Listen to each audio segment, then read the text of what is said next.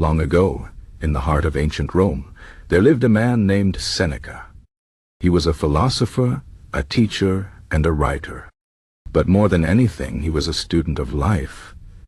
He faced exile, illness, and the madness of emperors, yet he never lost his calm. How? Because he practiced Stoicism, a philosophy not just of words, but of survival. Stoicism is more than just thinking. It is a way of living, a shield against chaos. Imagine you are on a ship in the middle of a storm. The waves are high, the wind is screaming, and the sky is dark. Fear grips your heart. But what if you knew how to steer? What if you knew the storm could not sink you unless you let it? That is Stoicism. It teaches you to control what you can and accept what you cannot. Life is full of storms. You lose your job. A loved one dies. You face betrayal or sickness. These things happen to everyone.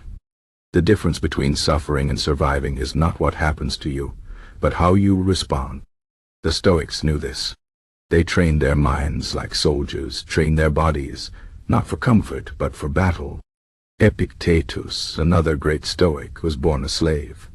His body was not his own. He could be beaten, sold, or killed at any moment.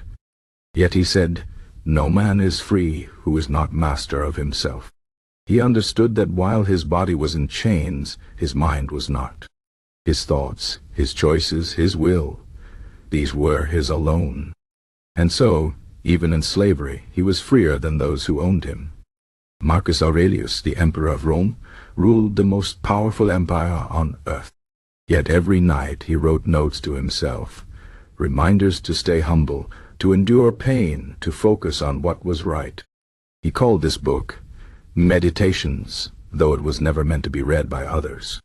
It was his survival manual. While others in power were corrupted by wealth or fear, Marcus remained steady. Why? Because Stoicism taught him that power does not make a man great, character does. So why is Stoicism the ultimate survival philosophy? Because it does not promise an easy life. It promises strength. The world will hurt you. People will disappoint you. Plans will fail. Stoicism does not hide this truth. Instead, it prepares you. Imagine two men standing in the rain. One curses the sky, shaking his fists, soaked and miserable. The other accepts the rain. He cannot stop it, so he adjusts. He wears a cloak, or he simply endures, knowing the storm will pass. Who suffers more? The man who fights what he cannot change. Stoicism is about seeing clearly what is in your control. Your actions, your thoughts, your efforts. What is not? Everything else. The weather, the past, other people's opinions. The more you focus on what you can control, the stronger you become. The rest is just noise. It's also about perspective. A setback is not the end. It is a lesson. An obstacle is not a barrier.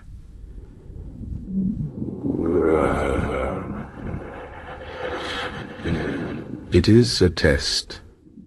The Stoics practiced something called negative visualization. They imagined the worst that could happen, loss, pain, even death, and then asked, "Can I survive this?" The answer was almost always yes. By facing their fears in their minds, they became fearless in life. This is why Stoicism survives. Not because it is easy, but because it works. It worked for a slave, for an emperor, for a philosopher in exile, and it can work for you. The modern world is not so different from ancient Rome. We still face pain, injustice, and uncertainty. But we have a choice. We can be victims of circumstance, or we can be warriors of will. Stoicism does not remove suffering. Nothing can. But it gives you the tools to suffer well, to grow stronger, to survive. So when life strikes you down, remember Seneca. Remember Epictetus. Remember Marcus Aurelius. They were not superhuman. They were men who chose to master themselves. And so can you. Stoicism is not just a philosophy. It is the art of survival. And in a world that tests us every day, that may be the greatest skill of all.